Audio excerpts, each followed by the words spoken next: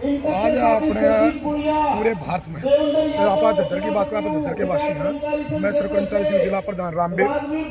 सड़क कर्मचारी संघ के चाहे पानी है, बिजली है, शिक्षा है, स्वास्थ्य है, रोडवेज है, पटवारी है, तमाम साथी इसमें भागीदारी कर रहे हैं। हमारी जो मांगे हैं, पुरानी पेंशन बहाल करो, जो 4 लेबर कोड केंद्र की सरकार लेके आई है उसको पूर्ण रूप से निरस्त करो।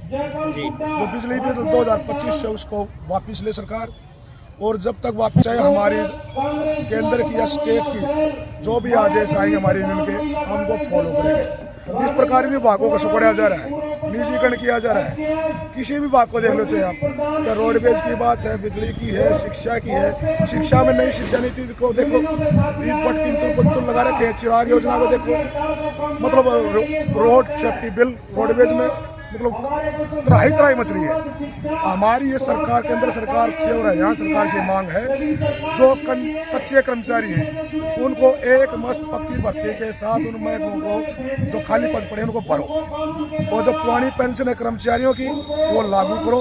जोखिम भत्ता जिस विभाग का साथी बनता है, जैसे बिजली का साथी है, सीवर के साथी है, नगर पालिका के साथी है, जो सीवर में बढ़कर अपना मतलब अपनी जान गंवा देते हैं, बिजली के साथी तारों पे जुड़ जाते हैं। जिन साथियों का रिस्क लांच हो वो साथी भी उनका भी लागू करना चाहिए सरकार को। यदि सरकार समय रहते नहीं चाहते, आगामी प्रोग्राम इससे भी बढ़ चढ़कर कर्मचारी एक साथी इसमें भागीदारी करेंगे। सबसे पहले तो आप लोग आए हैं, आपका हम तहे दिल से धन्यवाद करते हैं। आपने जो बात पूछी, मेन मकसद क्या है, कितने संगठन भाग ले रहे हैं।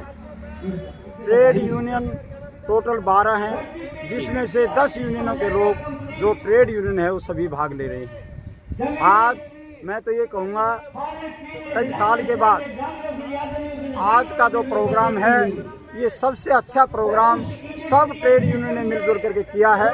क्योंकि कई बार एक ट्रेड यूनियन करती, सड़क कर्मचारी संघ दूसरा नहीं करते थे, लेकिन आज सारी यूनियन मिलकर के जो कर रही हैं पूरे देश के अंदर, ये एक संदेश बहुत अच्छा संदेश है। मेन बात जो थी, आपको भी पता है, अभी अमेरिका से जो डील चल रही है, अगर ये डील कामयाब हो गई तो किसान, मैं तो ये कहूँगा कि यहाँ रह नहीं सकेंगे। किसान का मेन मुद्दा क्या है, किसान जो है जमींदार है और वो भैंसे पालता है, गाय पालता है, अपना छोटा मोटा व्यापार भी करता है। लेकिन अगर दूध का भाव अमेरिका से 32 रुपये किलो मिलेगा तो हमारे यहाँ 80 रुपये 70 रुपये किलो दूध कौन खरीदेगा।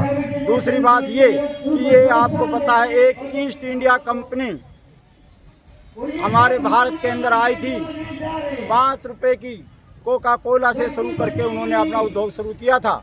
आप देखिए कितने आहिस्ता आहिस्ता आहिस्ता यहाँ उद्योग बाहर से आ गए और हमारे लोगों को एक दिन आपको पता है गुलाम होना पड़ा, क्योंकि आज बेरोजगारी है। लेकिन बेरोजगारी का ये दूसरे देश नाजायज फायदा उठा रहे हैं। हम ये चाहते हैं कि ये डील कैंसिल हो। और रही कर्मचारियों की बात, आपको पता है जो पुरानी पेंशन का मुद्दा है, ओपीएस, सरकार ने हर हालत के अंदर पुरानी पेंशन लागू करनी चाहिए। अगर पुरानी पेंशन लागू नहीं कर रही सरकार, तो आप बताइए, एक सांसद एक एमएलए 7 बार बनता है, 7 बार की वो पेंशन लेता है, क्या सरकार के ऊपर उसका कोई असर नहीं पड़ता? और अगर उसका असर नहीं होता तो हम छोटे छोटे एम्प्लॉय हैं, इनकी बेवजह पेंशन क्यों रोकी जा रही है। रही बात मेडिकल कैशलेस की, हमने काफ़ी बार मुद्दे उठाए हैं कि जब एक कमज़ोर वर्ग, चाहे वो गांव में रहने वाला जमींदार हो, चाहे एम्प्लॉय हो, सबके लिए स्वास्थ्य फ्री होना चाहिए। चाहे कोई भी छोटे से लेकर बड़ा हो, जब एक एमएलए और एमपी का फ्री हो सकता है, उसको पैसे भी दिए जा सकते हैं एक्स्ट्रा भी, तो केवल गांव में रहने वाले गरीब मजदूर और किसान लोग और कर्मचारी, चाहे वो पीएम से लेकर के कितना भी बड़ा अधिकारी क्यों ना हो, उसका भी फ्री में इलाज होना चाहिए, फ्री में उसके बच्चों को भी शिक्षा मिलनी चाहिए। आज जो पैसे वाले हैं वो अपने बच्चों को दूसरे देशों में पढ़ा लेते हैं, लेकिन जो गरीब लोग हैं, हम जैसे मीडियम लोग हैं, वो बंधु किसी भी हालत के अंदर ऊपर नहीं उठ सकते, उनको नीचे बजाया जा रहा है। इसलिए हम तो सरकार से ये चाहते हैं कि सरकार जो है अपने देश के लिए सोचे, दूसरे देश के लिए नहीं सोचे।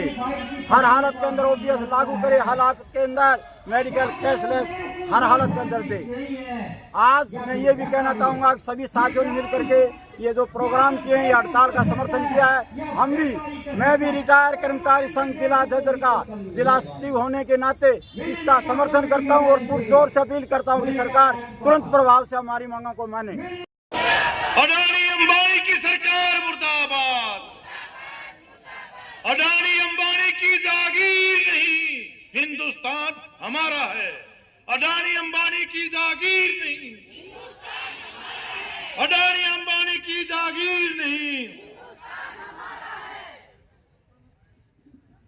आज के हड़ताल के मौके पर इस सभा की अध्यक्षता कर रहे साथी, मंच पर बैठे तमाम संगठनों के, यूनियनों के, किसान संगठनों के नेतागण, कांग्रेस पार्टी की भी नेता हमारे बीच में आई है।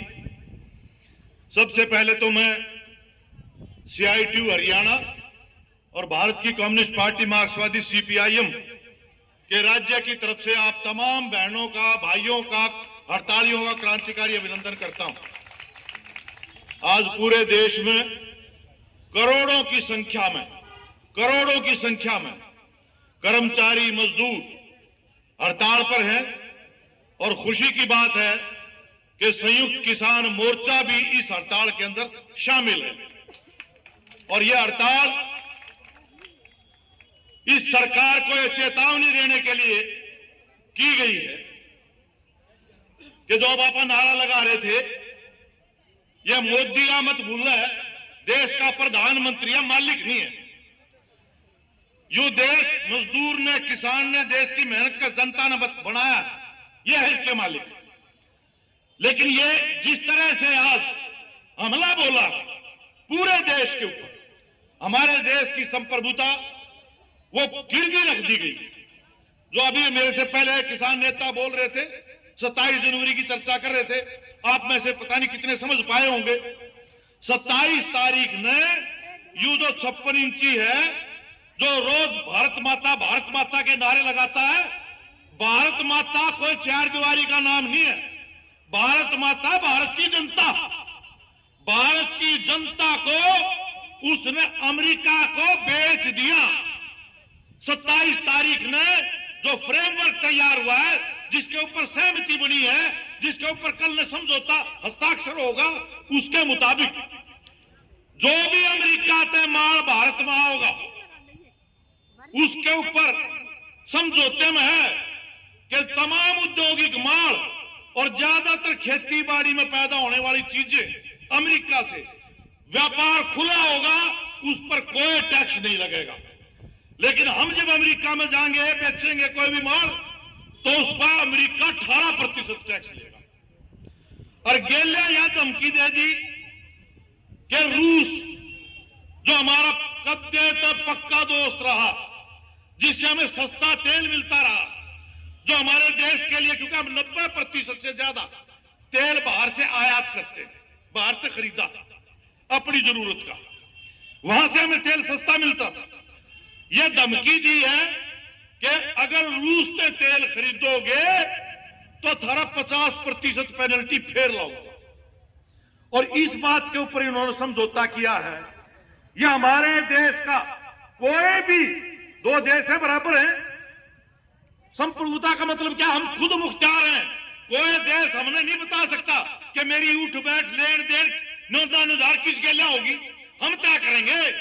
लेकिन मोदी की सरकार ने अमेरिका के सामने घुटने टेके और उसमें काफी हद तक ये है कि उसको अपना व्यक्तिगत फंसा हुआ बता रहे, उसका यार भी फंसा हुआ है अडानी।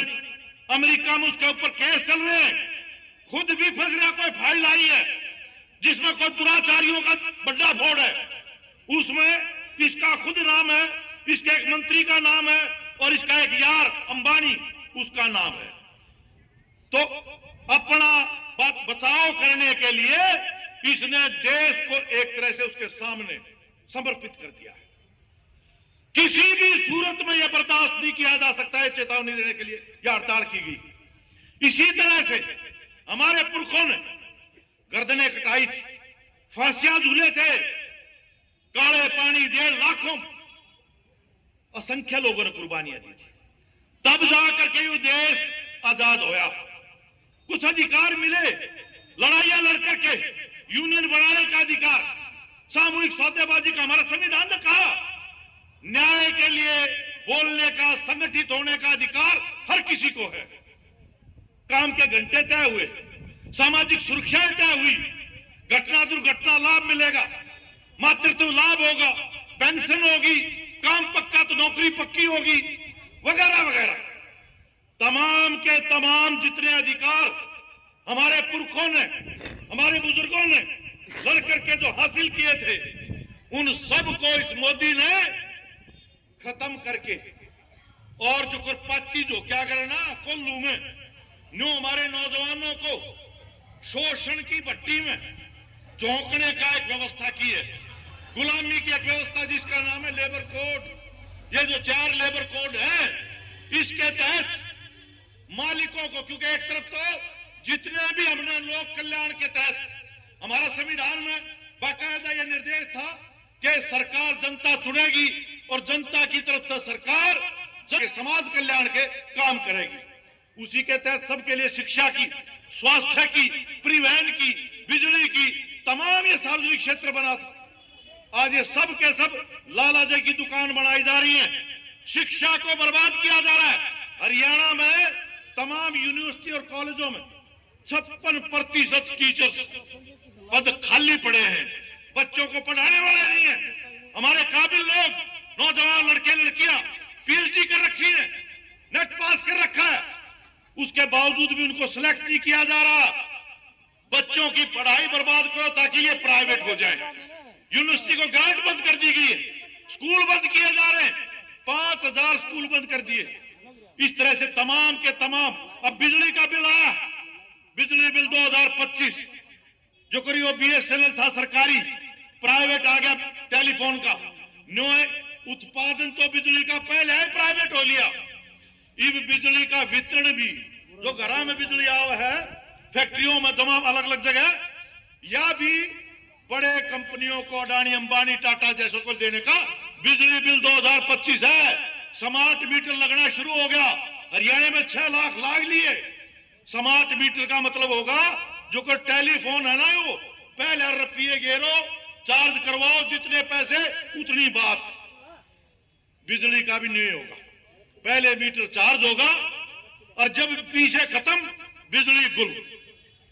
या क्रॉस सब्सिडी जो थी किसान के लिए, जो सब्सिडी मिलती थी, गरीब के लिए जो मिलती थी, उसको खत्म करने जा रही है सरकार। इसी तरह से बीज बिल लेके आ गई। परंपरागत रूप से सदियों से बीज पर अधिकार किसान का था, लेन देन आपस में करते थे, लेकिन अब कंपनियां का रजिस्टर्ड बीज होगा, वही खरीदा बेचा जाएगा। पूरी तरह से बीज के ऊपर भी मल्टीनेशनल विदेशों की कंपनियां, उस पर बीज कर कब्जा करने का अधिकार यह सरकार इस विधेयक के तहत बिजली बिल विधेयक का। परमाणु ऊर्जा भी जो अब तक सरकारी क्षेत्र में थे, एटॉमिक पावर, जिस तरह एटम बम तो सुना होगा, बहुत खतरनाक होता है, जोखिम भरा काम होता है, उसके लिए भी कानून था। कोई भी घटना दुर्घटना होगी तो कंपनी जिम्मेदार होगी, मुआवजा देना पड़ेगा, लेकिन उसमें भी छूट, प्राइवेट कंपनियों को छूट दे दी। अमेरिका के कंपनी आज वो आएंगी, वो लगाएंगी, लेकिन कोई दुर्घटना होगी उनकी कोई जिम्मेदारी नहीं। तो पूरी तरह से आज देश के तमाम तबकों के ऊपर, मेहनत के लोगों के ऊपर जो हमला इसने बोला है, उसके लिए जो कर हमारे पुरखों ने आड़त, कई बार कई कर्मचारी जो हड़ताल पा रहे हैं, उनको तो मैं लाल सलाम फिर बोलूं, लेकिन कुछ कर्मचारी अभी भी जिनका डर बिठा रखा है, तनख्वाह कट जाएगी। अरे तुम्हें एक तनख्वाह कटने तो डरो, यू देश बचाने की लड़ाई है जिसके लिए हमारे पुरखों ने गर्दनें कटाई थी। और आज हालत यह है कि इसके तहत जो टर्म एम्प्लॉयमेंट का जो मैं बता रहा हूं, जो लेबर कोड के तहत नौकरी तो काम तो पक्का होगा, लेकिन नौकरी पक्की नहीं होगी। जो कर कौशल रोजगार निगम आ गया, जो कर अग्निवीर आ गया, 4 साल का है, पेंशन नहीं होगी, कोई मेडिकल बेनिफिट नहीं होगा। न्यू रोजगार कौशल निगम है, 1 साल का पहले से तय कर दिया अवधि, निश्चित अवधि, टर्म एम्प्लॉयमेंट है, एक समय सीमा अवधि तय कर दी गई। 13 नौकरी इतने दिन की है, काम पक्का है, लेकिन नौकरी आपकी 11 महीने की। 11 महीने बाद तो दोबारा मिलेगी तो ना मिलेगी, कोई गारंटी नहीं है। हाई कोर्ट का फैसला आया है 31 दिसंबर का, क्योंकि अब तक देश में कानून थे ये।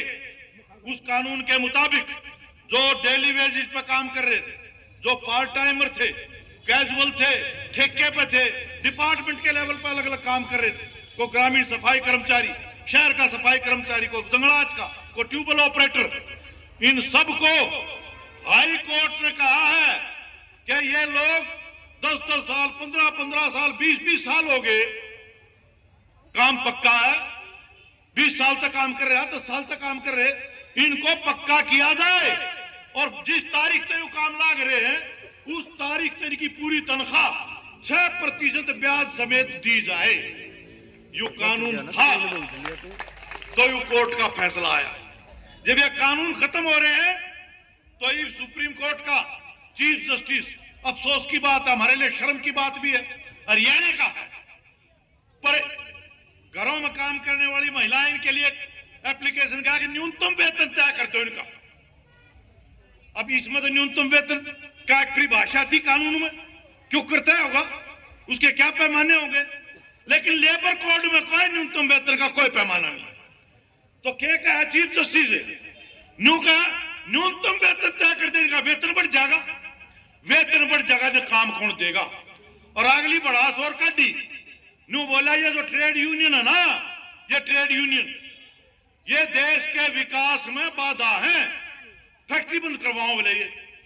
ये जितनी पानीपत में आज फैक्ट्रियां बंद हो रही हैं, ये इतनी नोटबंदी थे, जीएसटी थे, ट्रेड यूनियन थे नहीं, पूरा देश में जो मल्टीनेशनल कंपनियों को तुमने छूट दी है, खोलिया बाजार, जिसके चलते हुए आज देश के जो परंपरागत उद्योग एक दो नहीं लाखों की संख्या में जो बंद हुए हैं, उसकी बजाय ट्रेड यूनियन। तो ट्रेड यूनियन ही जो अधिकार हमारा संविधान देता है उस पर हमला है।